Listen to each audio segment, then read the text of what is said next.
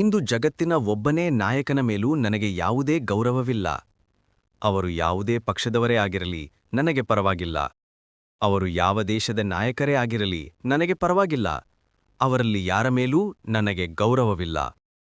ನನ್ನನ್ನು ತಿಳಿದಿದ್ದರೆ, ನಾನು ಸತ್ತ ನಂತರವೂ ನನ್ನ ಜಲಾಂತರ್ಗಾಮಿಗಳು ನಿಮ್ಮ ಮೇಲೆ ಅಣ್ವಸ್ತ್ರ ದಾಳಿ ಮಾಡಿ ನಿಮ್ಮನ್ನು ಸಂಪೂರ್ಣವಾಗಿ ನಾಶ ಮಾಡುತ್ತವೆ ಎಂದು ತಿಳಿದಿರುತ್ತಿದ್ದೀರಾ. ಇದು ಮಕ್ಕಳ ಕುಚೋದ್ಯದ ವರ್ತನೆ. ಇದು ನಿಯಂತ್ರಣವಿಲ್ಲದ ಕಿಶೋರರ ವರ್ತನೆ. ಅವರು ನಾಯಕರು ಅಲ್ಲ, ಮಿಸ್ ಲೀಡರ್ಗಳು. ಅವರು ತಮ್ಮ ಸ್ವಂತ ಅಜೆಂಡಾಗಳನ್ನು ಹಿಂಬಾಲಿಸುತ್ತಿದ್ದಾರೆ ಮತ್ತು ಆ ಅಜೆಂಡಾಗಳಿಗೆ ಬೆಂಬಲ ಪಡೆಯಲು ಸಾರ್ವಜನಿಕರನ್ನು ವಂಚಿಸುತ್ತಿದ್ದಾರೆ. ಮಾನವಕುಲವು ಒಂದು ಜಾತಿಯಾಗಿ ಮುಂದುವರಿಯಬೇಕಾದರೆ, ಜಗತ್ತು ಕಾರ್ಯನಿರ್ವಹಿಸುವ ರೀತಿಯಲ್ಲಿ ನಾವೊಂದು ಹೊಸ ದಾರಿಯನ್ನು ಕಂಡುಕೊಳ್ಳಬೇಕು.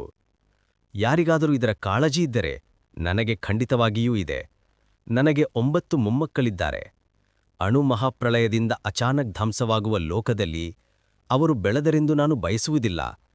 ಯಾಕೆಂದರೆ ಜಗತ್ತನ್ನು ನಡೆಸುತ್ತಿರುವ ಈ ವೃದ್ಧ ದೇಹದಲ್ಲಿರುವ ಕಿಶೋರ ಮನಸ್ಥಿತಿಯವರ ಮೂರ್ಖತನ, ಅಜ್ಞಾನ, ಜವಾಬ್ದಾರಿಯಿಲ್ಲದಿಕೆ ಮತ್ತು ಗರ್ವಭರಿತ ಮ್ಯಾಚೋ ಧೋರಣೆಗಳ ಕಾರಣದಿಂದ ಈ ಕಾಲದ ಜಗತ್ತಿನ ಎಲ್ಲ ನಾಯಕರೂ ಹೀಗೆಯೇ ಇದ್ದಾರೆ.